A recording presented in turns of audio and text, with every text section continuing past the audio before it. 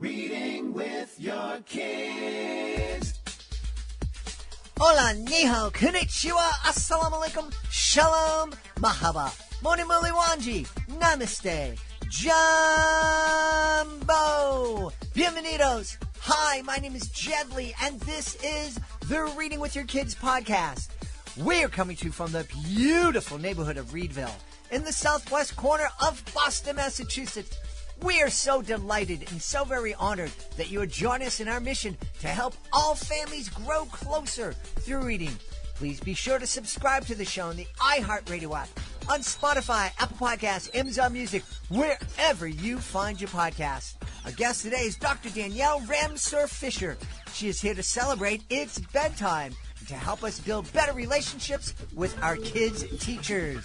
Before we invite Dr. Danielle into the studio, we want to invite you to visit our website, readingwithyourkids.com. You can sign up for our free online magazine and also use the contact button at the top of the page to send us a message. Let us know what we're doing well. Let us know what we could be doing better. And let us know who you would like to hear on a future episode of the Reading with Your Kids podcast.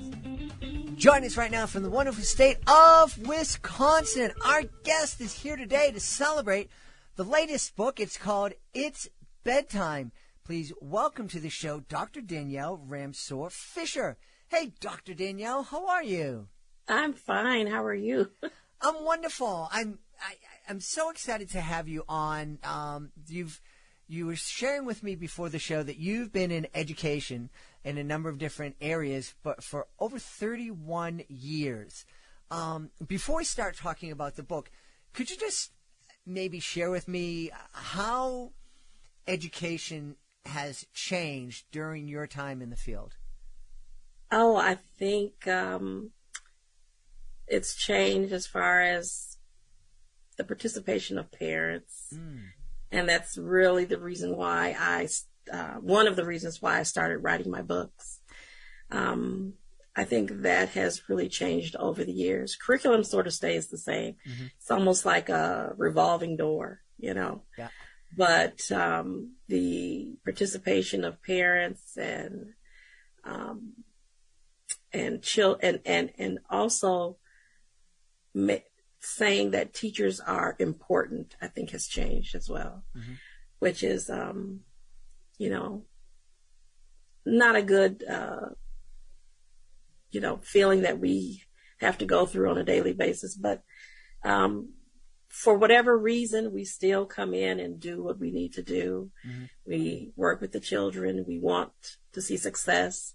We want to see progress. But I think the biggest change that I've seen is parent participation. Mm-hmm.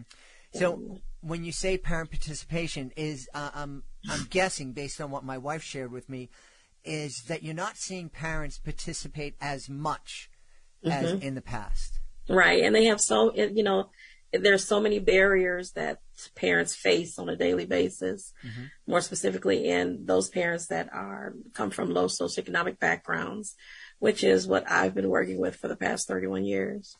And so those barriers seem to interfere with,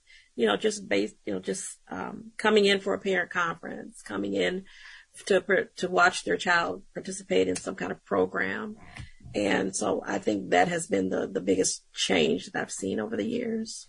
It's interesting that you say that. One of the things, my wife worked in a couple of schools within the Boston public school system, and her first school was in the inner city, and very often when I do educational magic shows at schools around the country, and a number of times when they wanted to have a parent-teacher night, the principal would hire me to come in and do a show.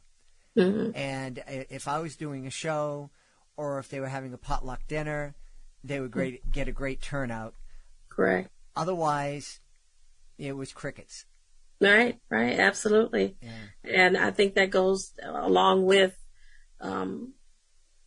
the feeling that teachers are important, that, mm-hmm. that what we do is so important for children that we saw in the beginning of the pandemic that, yeah, we are very important. Mm-hmm.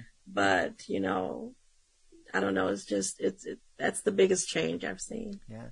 And I think what's frustrating is I remember very oftentimes parents on social media at the beginning of the pandemic posting some serious, but a lot of amusing posts, just commenting that, I've only been teaching for a day and a half and my kid hates their teacher, just kind of acknowledging in a fun way that, gee, this teaching thing is really hard.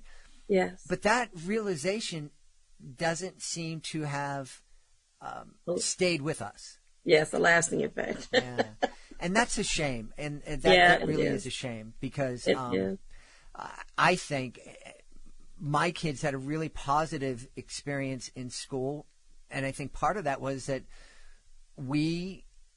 my beautiful wife and I considered ourselves as teammates with their teachers. It wasn't our teacher's job to teach our kids. It was our job. It was our job to make sure my kids understood things and got things done. And if there was an issue with, we would address that. But my sort of default mode was the teacher's right, and I want to work with the teacher. Right. I was telling someone today that, when I send out my announcements to my parents, I end my announcements with, it takes a village to raise a child. I cannot do this alone. Thank you for partnering with me in educating your child. I say it every time because that is so very, very true that I can't do this alone. Like I said, the barriers that parents face are so much more different, so much more many than, 20, 30 years ago. And so I understand those barriers that they face, but you still have a child that you have to, find time for, to do things, to be involved in school and everything else. So it takes a village to raise a child. Yeah. Absolutely. That has never faltered. Absolutely.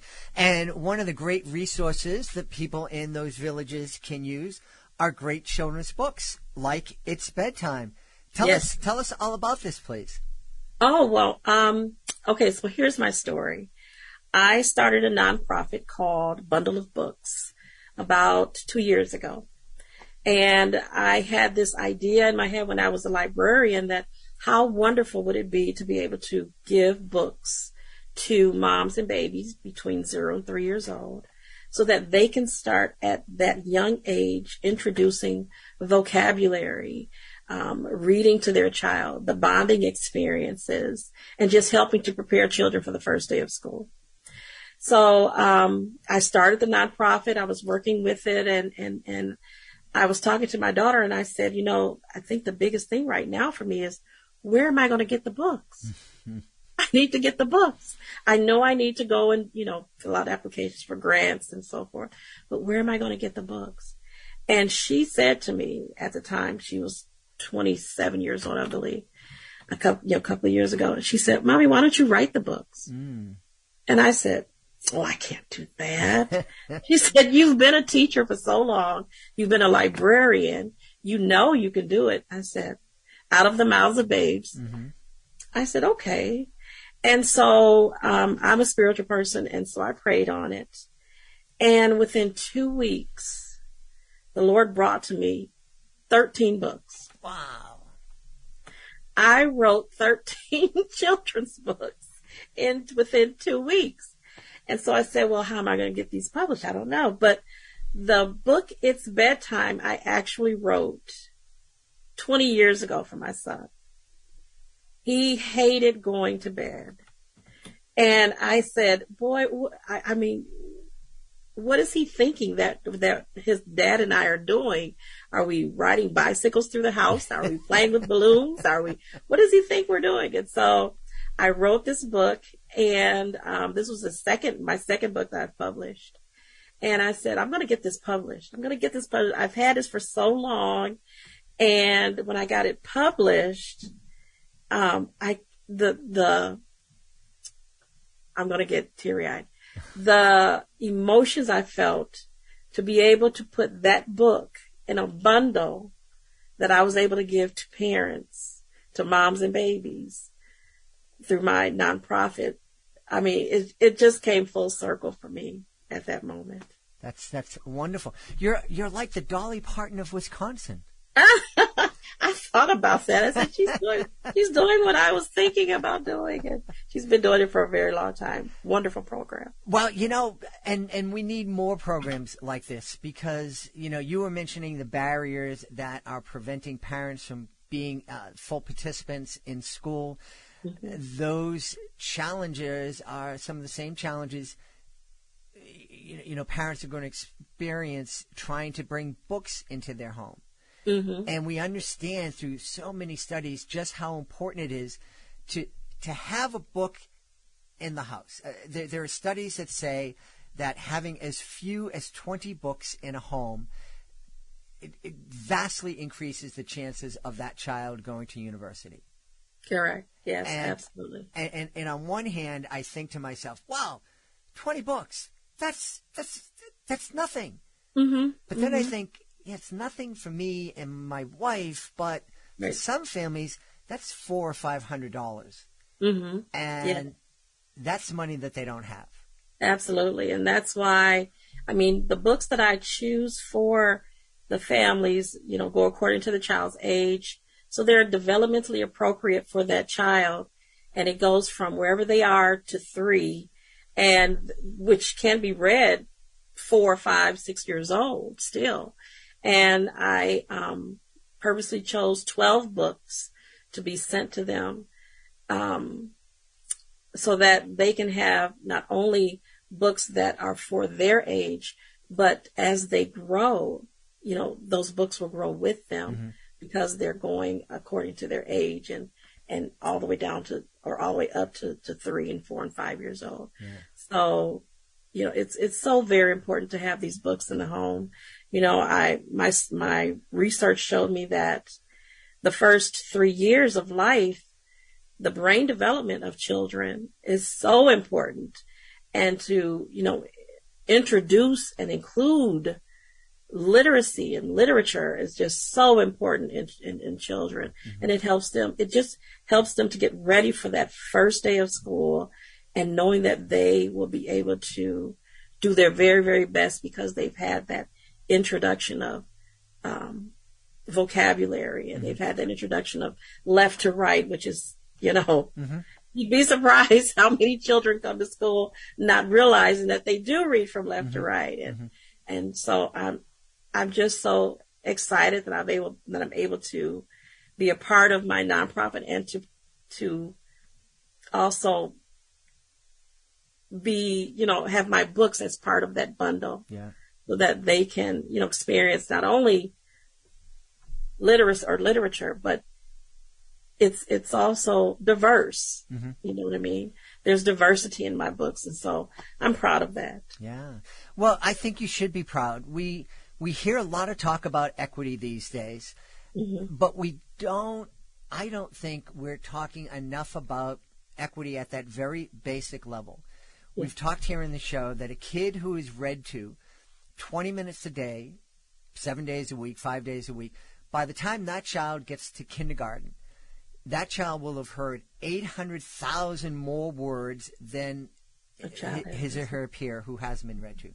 That child will go into, as you just mentioned, will know that the words go, that we read left to right.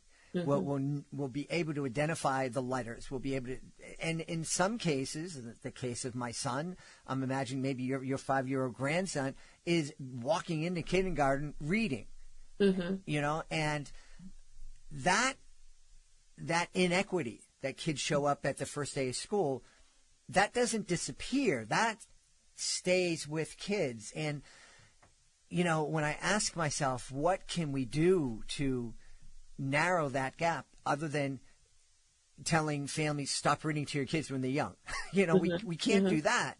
But I think we need to support programs like Bundle of Books so that we can go out there and we can give the families that are wanting to do this but don't have the resources the tools they need to help their kids hear those 800,000 words. Absolutely, absolutely. And so, and I think that's one of the reasons why I took my dissertation was on parental involvement, and being able to find strategies to help parents get involved with their children's schooling. And so I took part of that, and I actually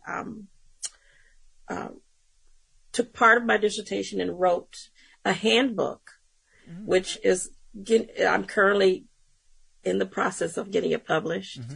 And I just, I want that to also be a part of the conversation in homes, not only in homes, but in schools, because I know that schools struggle with how can I get these parents involved?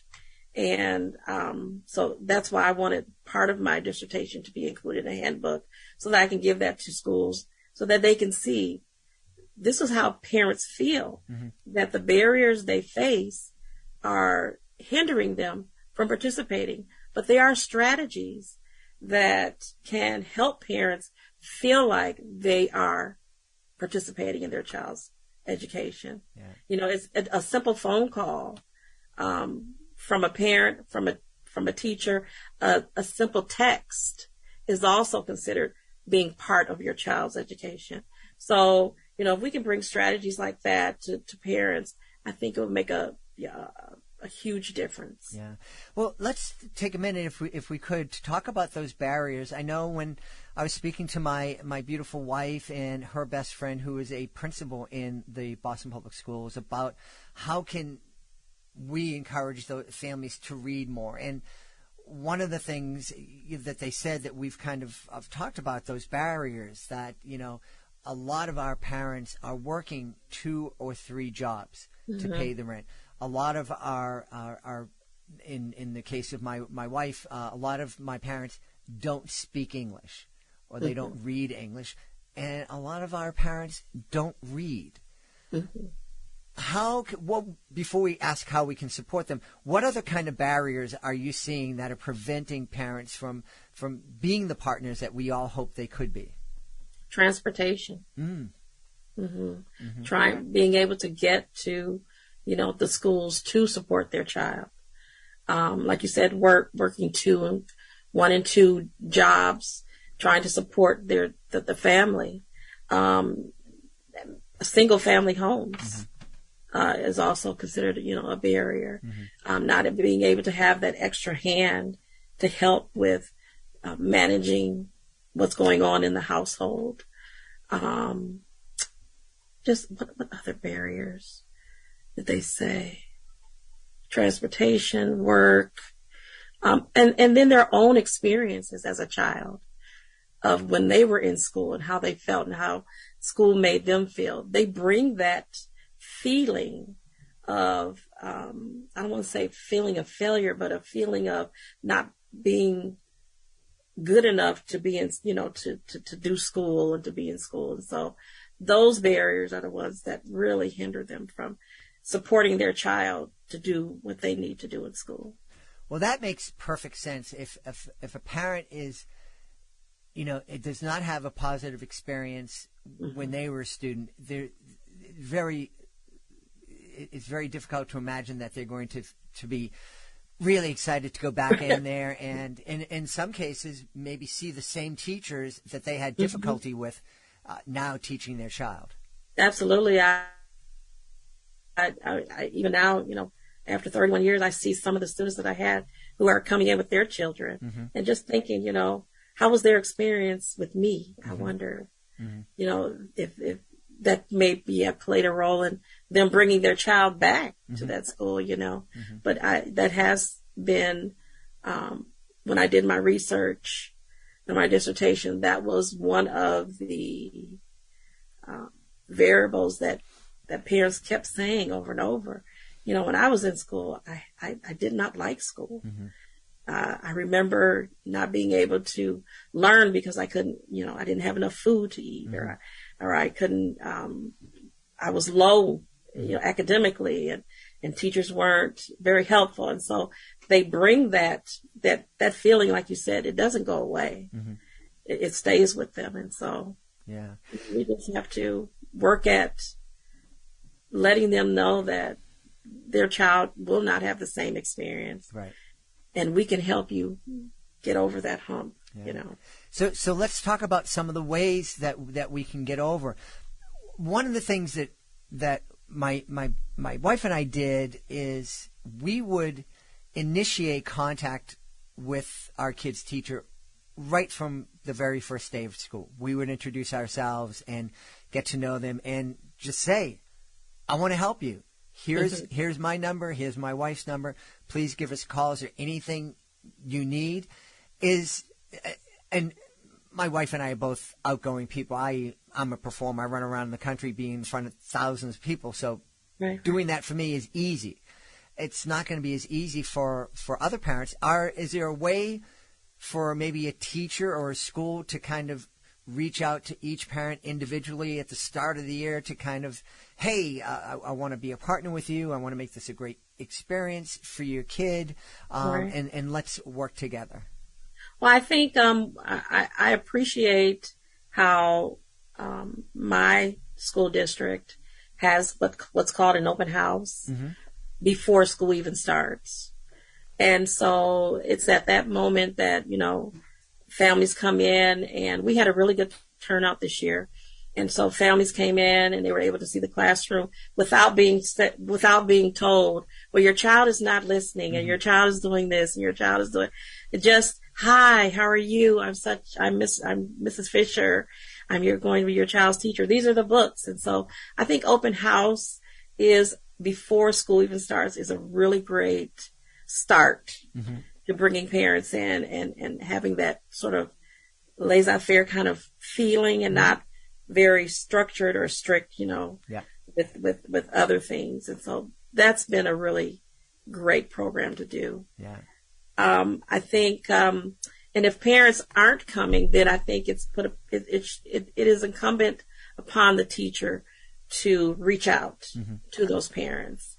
And so I reach out to as many parents as I can just to introduce myself and just to let them know that if they have any questions, please do not hesitate to contact me, you know, and if they feel that they need to come in and visit, then they have that freedom to do that. And I think that's important for parents. Yes. That they don't feel restricted from school. You know, it's an open door to come in, especially now since we're sort of, you know, the pandemic is not as rampant as it was before, but we're still very careful, you know. Sure. Yeah. You do have to be. I'm wondering if technology is helping, you know, build those bridges of communication between parent and teachers and making it easier. Yeah. Another strategy that we use is texting. You know, it's an immediate response. If anything occurs or something is going on, I send out a text. I use ClassTag. I don't know if you know what that is. I'm familiar with other that I'm sure are similar. Yeah. Like Dojo is one. We use ClassTag, my partner teacher and I, and we are able to. There's a messaging within ClassTag where we're able to communicate with parents immediately. I send a text, the parents respond, and so I think that makes them feel like, you know, I don't have to go to, you know, the school to see what's going on. I have immediate response of what's going on in the classroom about my child. And I think parents appreciate that. Technology. Yeah. You know, that's a check for that one. Well, one of the things that my wife loved doing and using technology was to send anytime the students would do something great or make something great or finish a project, she would send, hey, look what your kid did today. This is really awesome. And so it wasn't, you know, the only time, you know, most of the time that the parents were hearing from my wife, it was good news. It wasn't your kid's being a pain in the neck. Absolutely. And you're able to take photos and send it to their parents, and that the parent is able to see, you know, oh, look at my son, he's doing so well. And so I think that like you said, technology has really played a role in keeping contact with parents and making you feel like they are part of that room or that classroom or that teacher and that child. So technology, yes, has played a very important role in that. Yeah. Well, I know that bundle of books, it sounds like such a great program. And in a minute, I'm going to ask you to let us know how people can help with that, if that's a possibility. Yeah. But I also want to know, I know It's Bedtime is available and is part of those bundles. Of the 13 books that just came to you as a blessing, how many of those have actually been published at this time? 3. 3. And what are the other titles? The other titles are my animal counting book, 1 through 10. There's a companion book to that, which is a coloring and activity book that focuses more on math, cardinality, and numeracy. And then It's Bedtime has a companion also as well, and that focuses on reading, basic sight words, and I can't think of the other. I can't think of the other part of that. And then the handbook, which is called "The Barriers Parents Face Are Real: Strategies to Bridging the Gap Between Home and School." Wonderful. And so that's my book that I'm currently trying to get published right now. Wow, I love that. And I wonder, you've talked to us and you share that you've been teaching for 31 years, and in that time you've helped hundreds of kids. And now you have you have your own kids, and now you have grandkids, which is beautiful that you're helping grow and learn. Have you ever taken the time to think that now, through your writing and through bundles of books, you're going to be helping thousands of kids on into the future learn the beauty and the joy that they can experience through books? Yes. I haven't thought about it that way,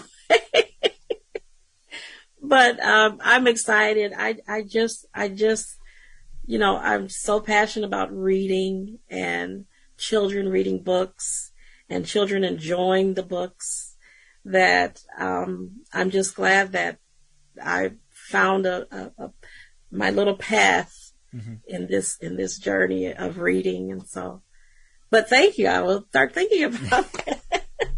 Well, before you start thinking about that, tell us, please, first where we can go to find out more about you, to maybe find out more about Bundle of Books, and maybe donate and help out.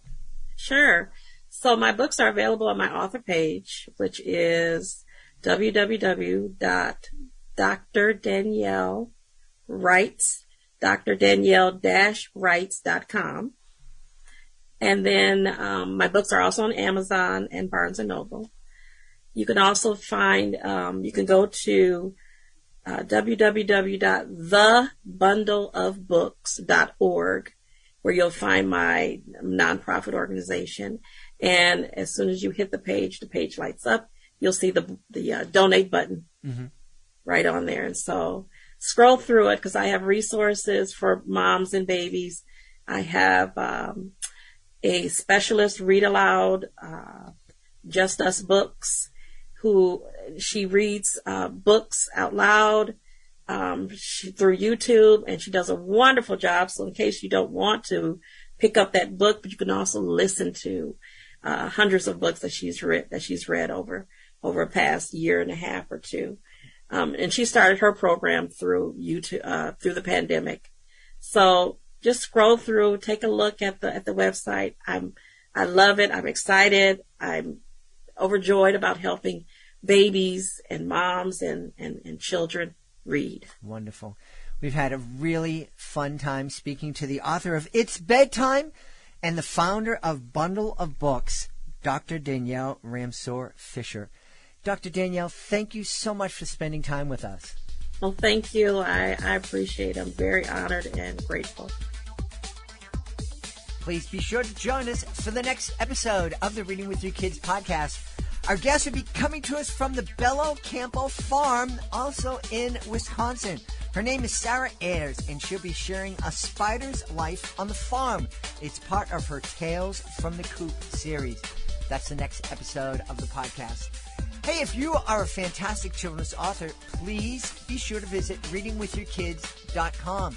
We would love to help you celebrate your book with the world. If you click on the Authors Click Here button at the top of the page, you'll learn how you can be a guest here on the podcast.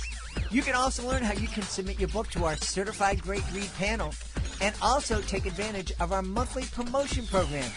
Learn all about that and more at readingwithyourkids.com. I want to thank the folks who made today's show so wonderful. Of course, I want to start by thanking our guest, Dr. Danielle Ramseur Fischer.